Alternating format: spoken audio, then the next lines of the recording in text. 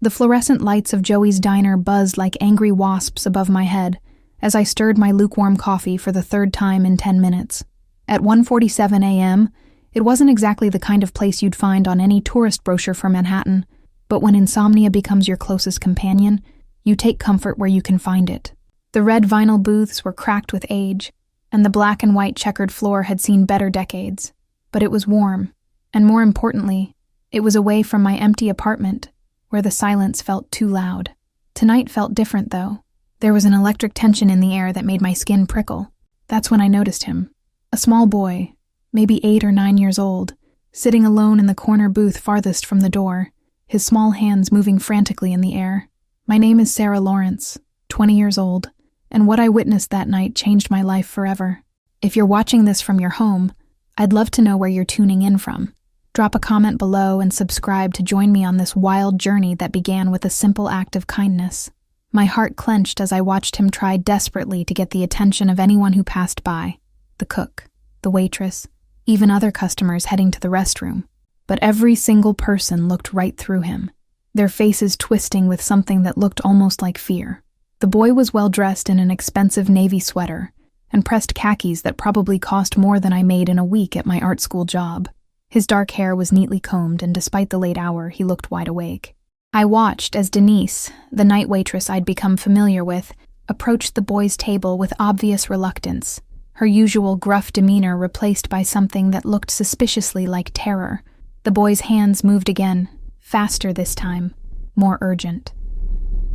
I had learned American Sign Language 13 years ago when my younger brother was born profoundly deaf. Even after losing him to that terrible accident 2 years ago, I'd never forgotten the language that had connected us.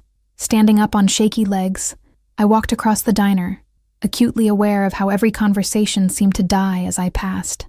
The boy looked up as I approached, his dark eyes widening with surprise when I slid into the booth across from him. "Hi there. What's your name?"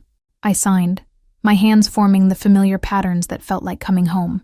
The transformation was instant and heartbreaking. The boy's entire face lit up like someone had just turned on the sun. His hands flew into motion, signing so fast that I had to ask him to slow down. My blood turned to ice as 6 men in dark suits flooded through the entrance, their hands conspicuously hidden inside their jackets. The few remaining customers immediately dropped to the floor or dove behind booths. It was the 7th man who made my heart stop completely. He was tall and broad-shouldered, with steel gray eyes and a face that could have been carved from granite. His black hair was peppered with silver at the temples, and his charcoal suit probably cost more than my car. When he walked, everyone and everything seemed to bend away from him like he was a force of nature.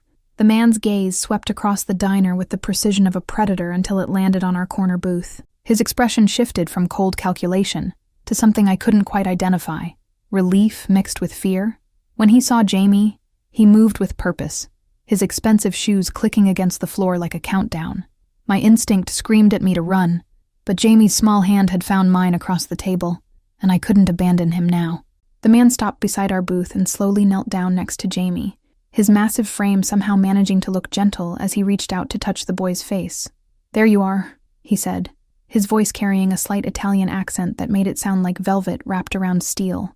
Jamie's hands began moving excitedly, signing something to the man who, I realized with shock, could apparently understand him. But then Jamie pointed directly at me, his little face beaming with joy. The temperature in the diner seemed to drop 10 degrees as those steel gray eyes studied me with the intensity of a microscope. I felt like a butterfly pinned to a board, completely exposed and utterly trapped. "You," the man said quietly, his voice carrying easily across the now silent diner. "Who are you? And how do you know his language?" Every instinct told me to lie, to run, to do anything except tell this obviously dangerous man the truth. But Jamie's hand was still in mine, warm and trusting, and I could see the hope in his eyes. "I'm Sarah Lawrence," I managed to whisper. "I learned sign language for my brother who was born deaf." The man's eyes never left my face. Behind him, his men had positioned themselves at every exit, and I realized with growing terror that no one was leaving this diner until he said so. "Sarah Lawrence," he repeated, as if testing how my name felt on his tongue. Then he smiled, and it was somehow more frightening than any scowl could have been. "I'm Anthony Morelli, and you, Miss Lawrence, have just become very interesting to me." The iron gates of the Morelli estate opened silently as their black SUV approached, revealing a world I could never have imagined existed in the outskirts of Manhattan.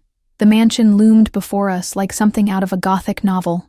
3 stories of limestone and dark windows surrounded by perfectly manicured grounds. As we pulled up the circular drive, I noticed the subtle details that made my stomach clench with dread. Security cameras tracking our movement from every angle. Men in dark suits patrolling with the practiced efficiency of soldiers. Windows that weren't just tinted but bulletproof. Anthony carried a sleeping Jamie in his arms as we entered a foyer with marble floors that reflected light from a crystal chandelier. A stern-faced woman in her 50s wearing a crisp black uniform approached us, her pale blue eyes sweeping over me with obvious disapproval. "Mrs. Rivera, this is Miss Lawrence. She'll be staying with us," Anthony stated, his tone making it clear this wasn't a suggestion, but a command. The woman's gaze flicked to Jamie, still sleeping in his grandfather's arms, and I saw something flicker across her face. Not affection, but resignation mixed with fear. I was shown to a bedroom larger than my entire apartment, decorated in soft blues and whites with furniture that looked like it belonged in a museum. Through the window, I could see guards patrolling the grounds, their movements choreographed and deadly serious. "The boy doesn't usually bring strangers home," Mrs. Rivera said, as she prepared to leave me. When I asked what she meant by difficult, her face immediately closed off, and she simply said, "Nothing for you to worry about, miss." I was still sitting on the edge of my impossibly soft bed an hour later when I heard it, a soft tapping on my door. Jamie stood in the hallway wearing Superman pajamas, his dark hair tousled from sleep, his small hand signing, "I couldn't sleep. Can we talk? Everyone here is scared of me," he signed once he'd settled on the edge of a chair. "They do things for me, but they never talk to me. Not really. They look at me like I'm broken." My heart shattered as I knelt down in front of him, bringing myself to his eye level. "You're not broken, Jamie. You're perfect exactly as you are," I signed back, surprised at how fiercely I already felt protective of this child I'd just met. For the next hour, I did something revolutionary in that cold, sterile mansion. I made Jamie laugh. I told him silly stories, played simple games with my hands, and taught him signs that had nothing to do with orders or instructions, just pure, joyful communication. From the doorway hidden in shadow, Anthony observed his grandson's transformation with growing interest. In one evening, I had given Jamie something he'd been searching for his entire life: normalcy, joy, the simple pleasure of being understood without fear.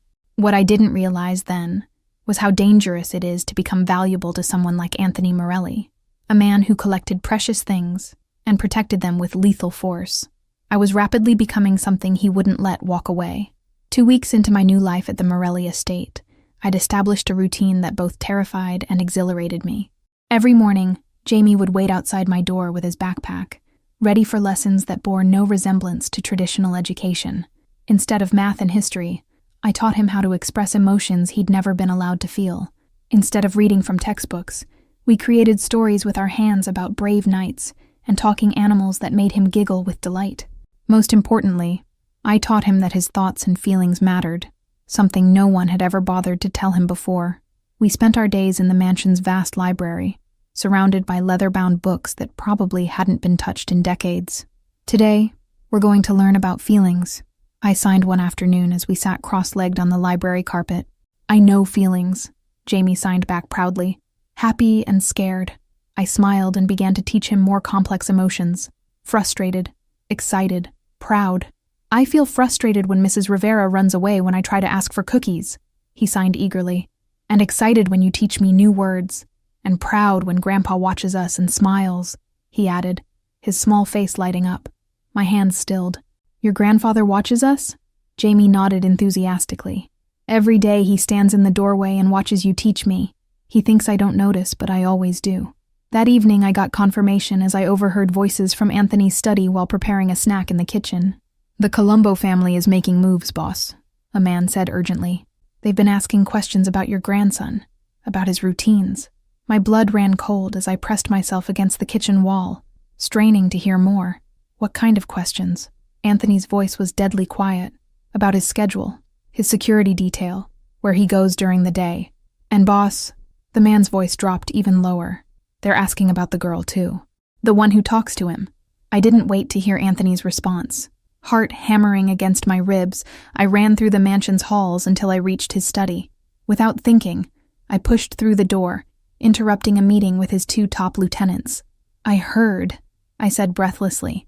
I was in the kitchen and I heard them talking about the Colombo family, about plans to hurt Jamie, to hurt me.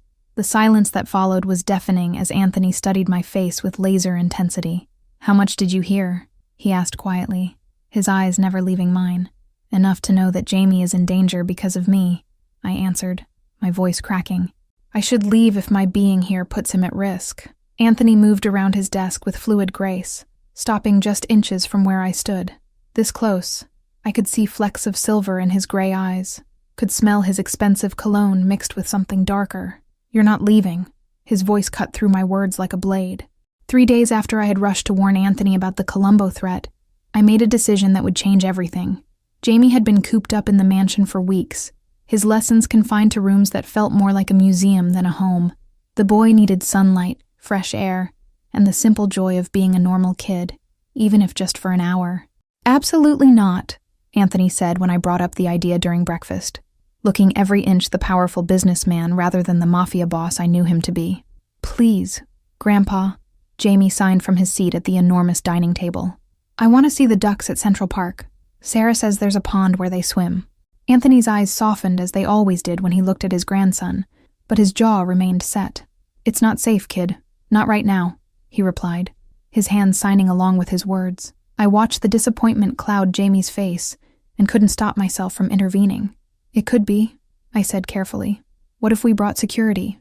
Kept it short, just an hour?" "He's 8 years old, Anthony," I added, my voice barely above a whisper. "He's never just played in a park." The words hit their target. I watched his face as he processed what I'd said, that his grandson had never experienced something as simple as playing in a park. After a long moment, Anthony nodded once. 1 hour, full security detail, and you stay within 10 feet of Carlos at all times." Jamie's face lit up like the 4th of July, and something warm unfurled in my chest at the sight of his joy. A small crowd of tourists passed by, completely unaware of the security detail strategically positioned throughout the park. For just a moment, we were anonymous. Not the grandson of New York's most feared man, not the girl who'd been effectively kidnapped into a life of luxury and danger. I watched Jamie's shoulders relax as he breathed in the fresh autumn air, his whole body seeming lighter away from the mansion's oppressive atmosphere. He pointed excitedly at a street performer playing violin, his hand signing rapidly about the music he could only feel as vibrations. Anthony had given me a burner phone that morning, programming his private number as the only contact. "If anything feels wrong, anything at all, you call immediately," he'd instructed, his eyes betraying a vulnerability I hadn't expected from someone so powerful. The ducks waddled closer to Jamie as he tossed more breadcrumbs, unafraid of his gentle movements. In that perfect moment, I allowed myself to believe we might actually get away with this, that we could carve out small pockets of normalcy in our strange, dangerous, new reality. Central Park on a Wednesday afternoon was perfect. Quiet, peaceful, with just a few joggers and dog walkers enjoying the crisp autumn air. Jamie practically vibrated with excitement as he fed breadcrumbs to a family of mallards by the pond. "They're not scared of me," he signed to me with wonder. "They come right up to me." Carlos and 3 other men in dark suits had positioned themselves around the small pond with military precision, their eyes constantly scanning for threats. I was so focused on Jamie's joy that I almost missed the jogger who passed by our bench for the 3rd time in 10 minutes. Almost. My pulse quickened as I noticed other details I'd overlooked before. The maintenance worker who'd been fixing the same trash can for 20 minutes. The woman with the baby stroller who kept circling back toward us. The van parked across the street with tinted windows. All of it suddenly seemed sinister rather than innocent. "Carlos," I called quietly, but before the bodyguard could respond, everything exploded into chaos. The jogger pulled a gun from his waistband and fired 3 rapid shots at Carlos, who dove to the ground, drawing his own weapon. The maintenance worker and the woman with the stroller suddenly produced automatic rifles, and the van's doors burst open, disgorging 6 masked men in tactical gear. Jamie was frozen by the pond's edge, his small face white with terror as gunfire erupted around him. I sprinted across the grass, my only thought getting to him before the masked men could. My heart pounded with a single, desperate truth. I would die before I let anyone hurt this child. I tackled Jamie just as a spray of bullets chewed through the bench where he'd been standing moments before, rolling both of us behind a large oak tree. He was shaking uncontrollably, his hands moving in frantic, terrified signs that I couldn't decipher through my own panic. "It's okay, baby," I whispered, pressing his face against my shoulder so he couldn't see the violence erupting around us. "I've got you. I won't let anyone hurt you." Carlos and his men were outnumbered but fought back with professional precision. I saw Carlos take a bullet in the shoulder but keep firing. Another of Anthony's men go down hard behind a park bench. Then I heard the screech of tires as more vehicles arrived, but these weren't reinforcements for our side. "There, the kid!" someone shouted, and I looked up to see two masked figures flanking our position. I didn't think, simply reacted, throwing myself in front of Jamie just as one of the men fired, feeling a line of fire tear across my left side as the bullet grazed my ribs. The impact spun me around, and in that moment of disorientation, rough hands grabbed Jamie and yanked him away from me. "No!" I screamed, lunging forward despite the blood spreading across my shirt. "Jamie!" One of the masked men backhanded me across the face, sending me crashing to the ground. Through blurred vision, I saw them dragging Jamie toward a black SUV. The boy's terrified eyes locked on mine as he signed desperately, "Help me!" The world around me narrowed to a tunnel of pain and desperation as I clawed at the grass, trying to pull myself forward. One of the attackers stepped on my outstretched hand, grinding it into the dirt with a sickening laugh. Jamie's small body disappeared into the vehicle, his face pressed against the window as they pulled away. He was signing something repeatedly. Not help anymore, but Grandpa. His faith in Anthony's power to save him still absolute. I could hear sirens in the distance, too late to help us, but adding to the chaos as park visitors fled in panic. Carlos was crawling toward me, his face a mask of blood and determination, still trying to fulfill his duty despite his wounds. The sky above Central Park seemed impossibly blue and peaceful, a cruel contrast to the violence that had just torn through our brief moment of happiness.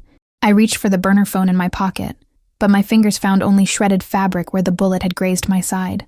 I tried to get up, tried to run after them, but my vision grayed out, and I collapsed onto the grass, my own blood pooling beneath me. The last thing I heard before losing consciousness was the squeal of tires as they took Jamie away. When I woke up 6 hours later in a private hospital room, the first face I saw was Anthony's. He looked like he'd aged a decade in the span of an afternoon, his usually perfect hair disheveled, his shirt stained with what looked like blood. His gray eyes burned with a fury that made me shrink back against the hospital pillows. "They took him," I whispered, and the words felt like swallowing glass. "I tried to protect him, but they took him." Anthony's hands were actually shaking as he reached out to touch my face. "Sarah, you took a bullet for my grandson," he said, his voice uncharacteristically gentle. "You threw yourself between him and armed men without hesitation. But it wasn't enough," I choked out, tears streaming down my cheeks. "He's gone because of me, because I wanted him to see the stupid ducks." Anthony's face hardened, the momentary vulnerability replaced by cold determination. "He's gone because Michael Colombo is a dead man who just doesn't know it yet," he whispered, his voice dropping to a deadly quiet that somehow felt louder than screaming. "I'm going to burn this city to the ground until I find my grandson." The warehouse smelled of rust, motor oil, and fear. Through the haze of my pain medication, I struggled to focus as Anthony laid out satellite photos of a shipping complex by the harbor. His voice clipped as he briefed his men on entry points and security measures. "I'm coming with you," I announced, pushing myself up from the chair where I'd been sitting silently for the past hour. Every man in the room turned to stare at me as if I'd lost my mind. Maybe I had. "You have a bullet wound, Miss Lawrence," one of Anthony's lieutenants said dismissively. "You'd only slow us down." I met Anthony's eyes across the table, silently pleading with him to understand. "Jamie trusts me. He'll be terrified, maybe hiding. I know how to communicate with him in ways none of you can." I saw the hesitation in Anthony's face, the battle between logic and desperation. "She comes," he finally decided, ignoring the protests of his men, "but she stays with the secondary team until we've secured the building." An hour later, dressed in a bulletproof vest that seemed absurdly large on my frame, I sat in a van 2 blocks from the target. The radio crackled with coded messages as Anthony's men moved into position. The assault was brutally efficient. I heard distant gunfire, then silence, then Anthony's voice in my earpiece. "First floor clear, moving to second level." My heart stopped when I heard his next transmission. No sign of the boy. Repeat, no visual on the package. The Colombo family had moved him, or worse. I closed my eyes, trying to think like Jamie, scared, alone, unable to call for help. The water, I suddenly said into my radio. Check near the water. Jamie is fascinated by boats. He draws them constantly. If he managed to hide, he would have gone somewhere he could see the harbor. There was a long pause before Anthony responded. Carlos, take Team 2 and sweep the loading dock and shipping containers on the east side. 5 minutes of agonizing silence followed before Carlos's voice burst through the radio. Boss, we found a small storage shed by the water, doors locked from the inside. The night air carried the smell of salt water and diesel as we approached the small metal structure, eerily quiet after the violence that had preceded our arrival. Anthony signaled his men to form a perimeter, ensuring no one could approach from behind. Stars reflected off the harbor's dark surface, creating constellations of light that danced and shifted with the gentle movement of the water. Jamie had once drawn this exact scene during our lessons, I realized. Had he somehow known this place would become important? I could feel the tension radiating from Anthony as he approached the shed, the cold, calculating mob boss momentarily replaced by a terrified grandfather. His hand trembled slightly as he reached toward the door, revealing a vulnerability that few had ever witnessed. The metal structure stood as a strange sanctuary amid chaos. Jamie had somehow escaped his captors during the firefight and found the one place where he could feel safe, close to the water he loved, with a door he could secure against the terrifying world outside. I was already running before Anthony gave the order to bring me in, ignoring the pain that tore through my side with each step.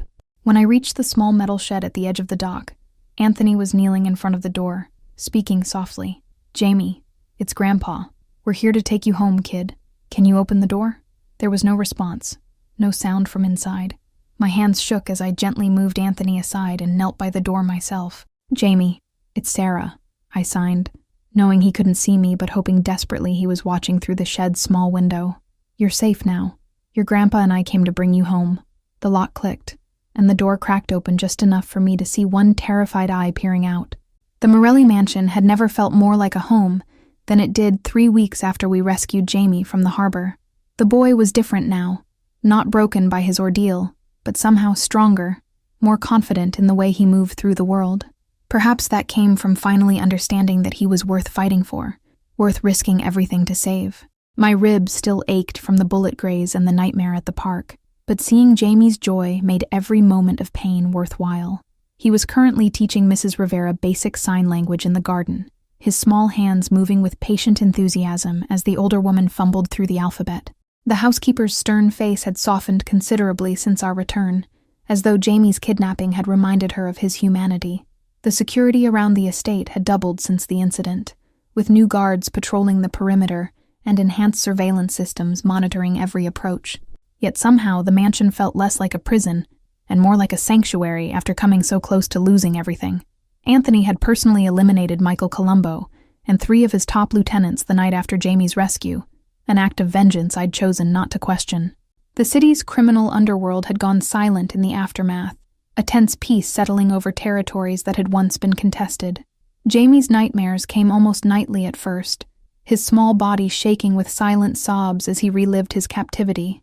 I'd taken to sleeping in the chair beside his bed, ready to sign reassurances when he woke frightened in the darkness, reminding him that he was home and safe. The mansion's garden had become our classroom, the indoor lessons abandoned in favor of sunshine and fresh air that seemed to heal Jamie's spirit. Anthony had installed a small pond with ducks, bringing a piece of the park to us since we couldn't risk going back. Not yet, anyway. He's never done that before, Anthony said as he joined me at the window. Gone was the perfectly pressed suit, replaced by dark jeans and a simple black sweater that made him look younger, more approachable. For 8 years, signing was something private, he continued, watching his grandson with unconcealed pride, his secret language that kept him separate from everyone else. Now he wants to share it with the world. I felt my throat tighten with emotion. He's not hiding anymore. Anthony's gaze shifted from Jamie to my face, studying me with an intensity that made my pulse quicken. Do you know what you've given him, Sarah? For 8 years, Anthony explained. He had watched his grandson disappear a little more each day. He was there. He was breathing. He was alive, but he was fading away like a ghost. No one saw him. No one heard him. I learned sign language the day after his parents were killed, he continued, his voice raw with rare vulnerability. Bought every book, hired every teacher, practiced until my hands cramped. But I could only give him words, Sarah. The truth of what he was saying washed over me. I hadn't just taught Jamie to communicate. I'd given him a voice in a world that had decided he was invisible. I'd made him real again, not just to his grandfather but to everyone around him. "Stay," Anthony said simply, turning to face me fully. "Not as Jamie's tutor, not as someone I'm protecting because you helped us. Stay as—" He struggled for a moment, then forced himself to continue. "Stay as family, Sarah. Real family." The words hung in the air between us, fragile and precious and terrifying. "I know what my world is," he continued when I didn't immediately respond. "I know what I am, what I've done. I'm asking you to tie yourself to something dangerous and complicated. But Sarah," his voice dropped to barely above a whisper, "you're the missing piece we didn't know we needed. You make us whole." Through the window, Jamie had stopped his lesson and was watching us intently, his dark eyes bright with hope.